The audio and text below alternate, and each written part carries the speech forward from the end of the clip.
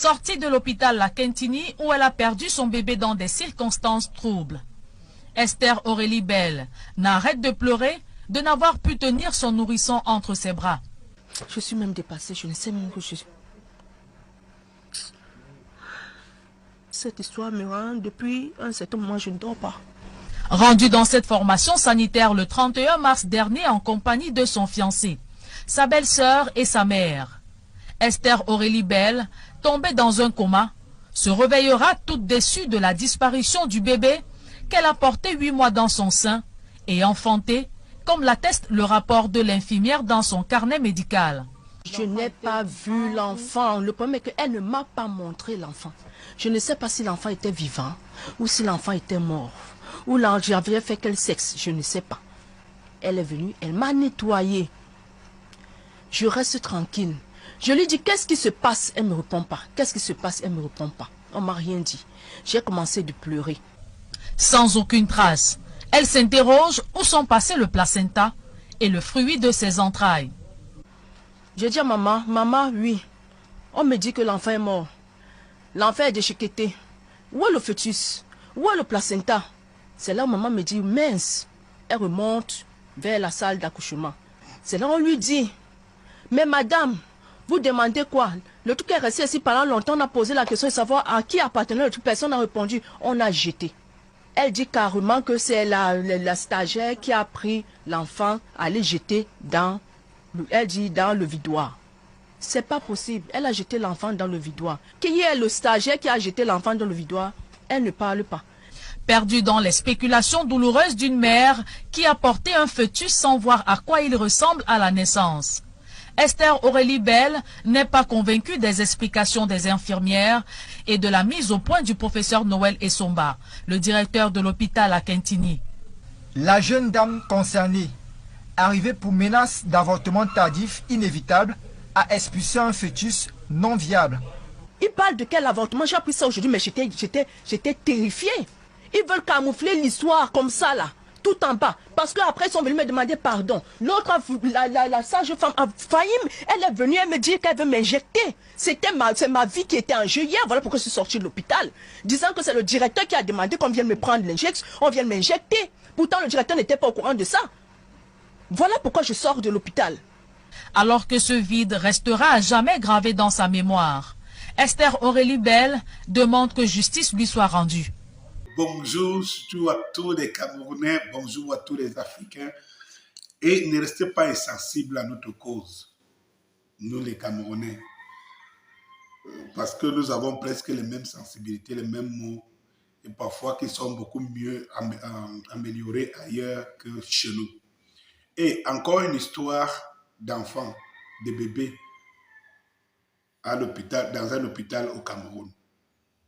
Un phénomène qui n'a jamais cessé et qui ne cessera jamais parce qu'en fait,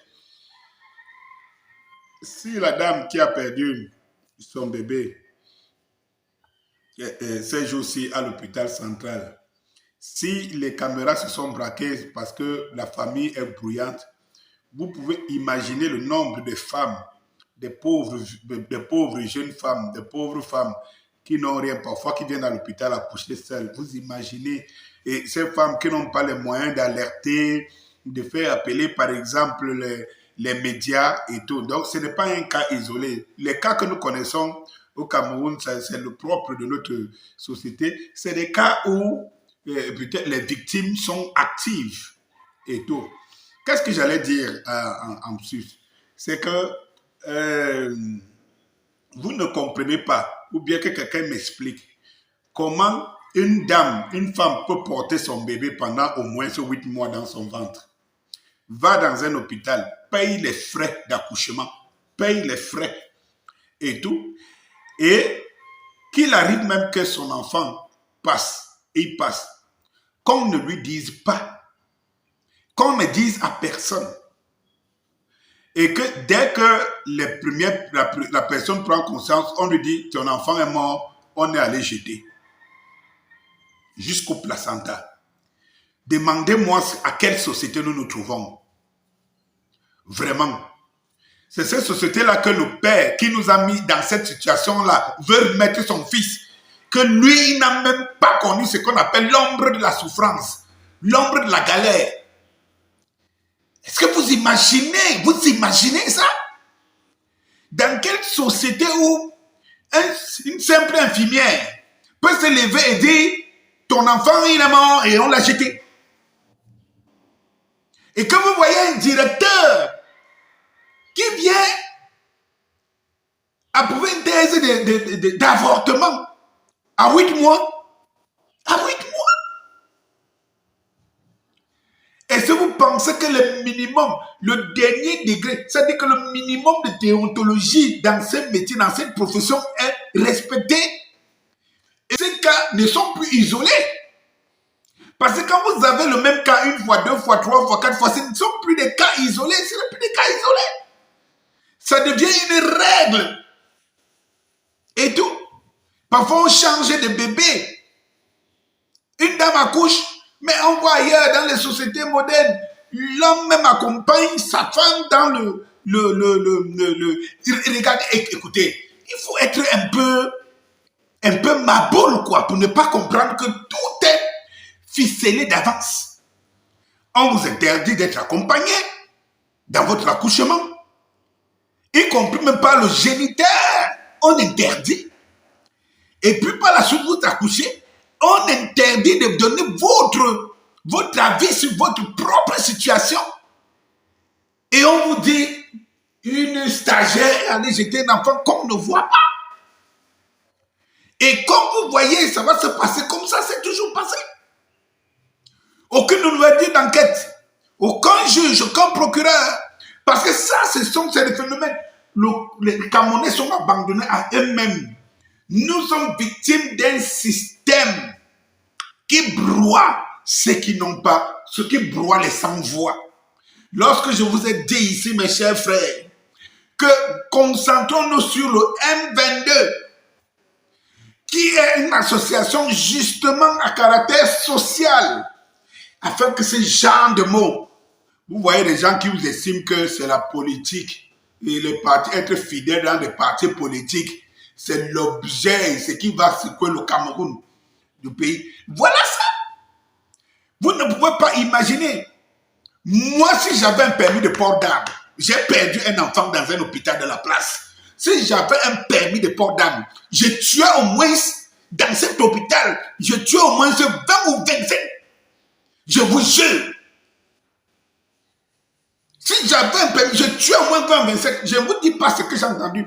Je vous dis, j'ai perdu mon enfant à moi. Et quand je connais les circonstances dans lesquelles j'ai perdu mon enfant en direct, ayant déboursé des centaines de mille pour une opération, et que l'enfant n'est pas suivi, on appelle même le chirurgien. Il vous dit, mettez des traitements, mettez-lui des traitements qui ne sont pas en train de marcher. D'autres médecins arrivent même et s'en plaignent, l'appellent, changent même de ceux qui ne sont pas de cette spécialité. Changent même de méthode. Lui dit que les sondes qu'on a mis sont en train d'étouffer l'enfant blessé. Le gars dit, laissez. Mais qui parle au nom du peuple? Qui va parler au nom des sans-voix? Ce pays est dans un tournant qui ne dit pas son nom.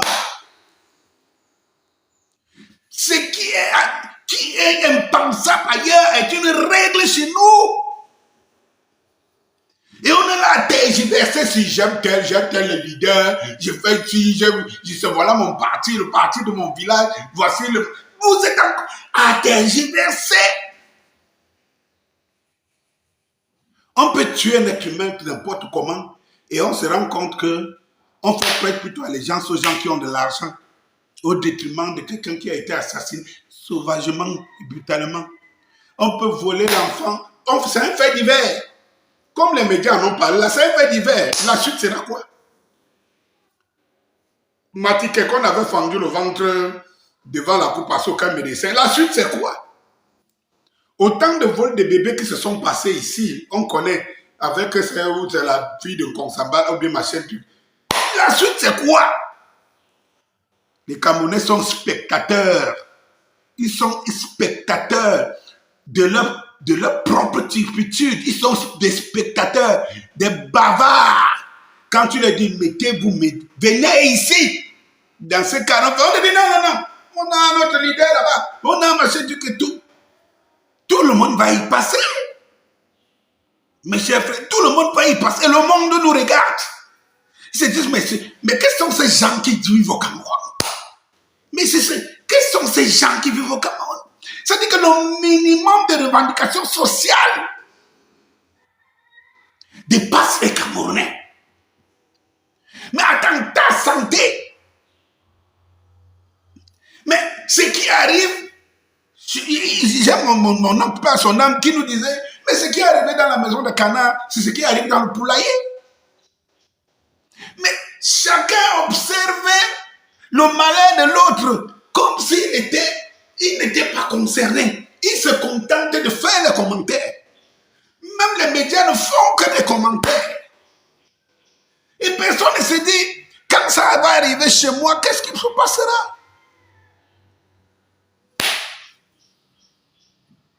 Est-ce qu'il existe un président de la République pour ce genre de choses? Non. Qu'est-ce que le ministère a déjà dit?